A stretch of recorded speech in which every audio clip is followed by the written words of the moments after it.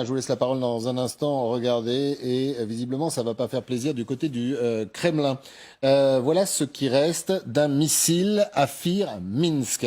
Le ministère de la Défense biélorusse dit qu'un missile ukrainien est tombé sur le territoire bélarusse. C'était ce matin. Il y aurait deux hypothèses: que ce missile ait été détruit par la défense antiaérienne bélarusse, ou qu'il s'agit, un peu comme ce qui s'est passé il y a plusieurs jours, c'était en Pologne, un missile ukrainien de la batterie antimissile ait été tiré et soit malencontreusement tombé sur le sol bélarusse. Petit problème et autre image à suivre, celle des exercices conjoints en ce moment entre les troupes de Moscou. Voyez ces images et les troupes bélarusses.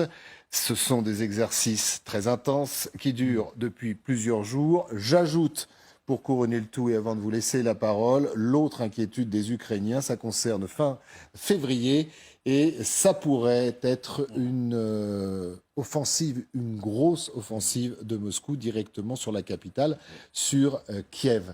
Ça ne va pas arranger les affaires ni Loukachenko, parce qu'il va peut-être être poussé par Poutine, son maître, à réagir, ni pour les Ukrainiens s'il y a une réaction. On va voir, cette réaction est très importante, puisque là, apparemment, c'est un missile S-300, donc c'est un missile antimissile qui, a priori, serait tombé. C'est-à-dire que ce n'est pas un missile assez puissant pour viser une cible en Biélorussie. Voilà, donc c'est probablement un missile qui visait un missile russe et qui déviait de cette trajectoire pour atterrir en Biélorussie. Donc, ou bien Loukachenko dit c'était comme en Pologne un accident, ou bien... Est-ce qu'il aura le droit de le dire? Oui, c'est ça qui est intéressant. Ce que lui dit et ce que dit peut-être les Russes. Oui, il peut, ou alors il dit que c'est un acte de guerre. Et dans ce cas-là, ça l'implique un peu plus dans le conflit, mais c'est très dangereux pour lui. Donc, oui, parce que visiblement, il n'a pas l'air de vouloir s'impliquer plus que ça. Non, on se souvient. Il prendrait d'énormes risques. On a beaucoup attendu de la visite de Poutine, rare visite, je vais finir. avec Loukachenko, et il n'en est pas sorti grand-chose. Mis à part ces images il sait qu'il prend un énorme risque, son armée, c'est pas sûr qu'elle lui obéisse tant que ça. Donc il y a cet aspect-là. Je voudrais juste revenir rapidement sur l'histoire des missiles. Alors c'est la 8e salve de missiles, c'est la première depuis 15 jours. C'est-à-dire que le rythme des frappes russes quand même devient moins intense que jadis. Et alors pour ce qui est des stocks de sources ukrainiennes, mais validés par Washington, ils disaient qu'ils avaient encore à peu près 200 missiles calibre de croisière et 200 missiles Iskander balistiques, ce qui leur permettait, plus d'autres missiles, de tirer encore 4 ou 5 salves. Donc, le fait que Poutine ait demandé quand même à son industrie de se mettre, cette fois-ci, oui, en employant le mot guerre dans une dynamique de guerre, fait, comme le disait le général, qu'a priori, on peut fabriquer. Il n'y a pas qu'en Occident qu'on fabrique aux États-Unis. La question est de savoir est-ce qu'il a accès aux composants de haute technologie qui lui permettent de faire des missiles de croisière ou alors des missiles de croisière moins précis, moins fiables.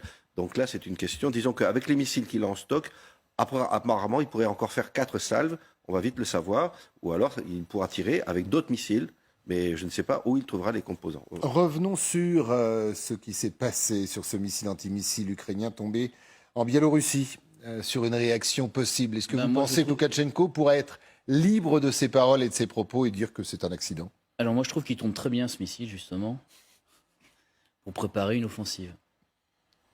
Et je pense qu'il tombe très bien pour pouvoir être utilisé. Et donc, je pense qu'il va être utilisé au maximum par Poutine pour tordre le bras à Loukachenko afin de justement préparer cette offensive. Il y a une chose maintenant, et je l'ai dit déjà il y a plusieurs jours et plusieurs semaines, vous savez, au début de cette guerre, tout le monde a enterré l'armée ukrainienne en disant que ça durerait une semaine, pas plus. Et maintenant, au bout de quelques mois, tout le monde a eu tendance à enterrer l'armée russe en disant, voyez, c'est catastrophique.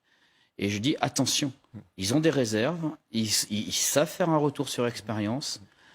Elle n'est pas finie, cette armée russe. Et si Poutine parle de guerre, c'est que son industrie de défense et son économie de guerre est déjà partie, déjà en fonctionnement. C'est un pays qui s'est préparé à ce conflit, on le sait. C'est un pays, d'après les informations que j'ai pu avoir sur Telegram, etc., en russe, il y aurait eu un stock de puces qui aurait été fait. Donc attention, ils avaient préparé. Et ce retour d'expérience, je pense qu'on va l'avoir maintenant. Et je pense que cette offensive qui va avoir lieu janvier ou février, qui Fin est... février, hein, dit Kiev, mais bon, vous êtes très bien informé, donc ça dépend du terrain. cette inquiétude... Ça dépend du terrain. Oui, alors parce que justement, le réchauffement climatique fait que le terrain est moins propice le terrain à l'offensive parce qu'il n'y a pas de gel pour le moment. Le terrain gèle janvier-février. L'année dernière, quand j'y étais, enfin cette année, en février, le Dniepr était gelé, on pouvait marcher sur le Dniepr. Si c'est le cas, ils pourront attaquer facilement en février, voire janvier, quand le Dniepr est gelé. Parce que si le Dniepr est gelé, ça veut dire que vraiment les chars peuvent passer dans les prés, etc. Donc voilà, ça dépend du temps. Maintenant, je trouve que ce missile tombe très bien. Et je crois c'est l'agression de trop, utilisé. c'est ce que vous dites. Oui. C'est un missile russe? L'interprétation. Ce missile tombe très bien. Il va être interprété à la faveur, je dirais, des plans de Poutine.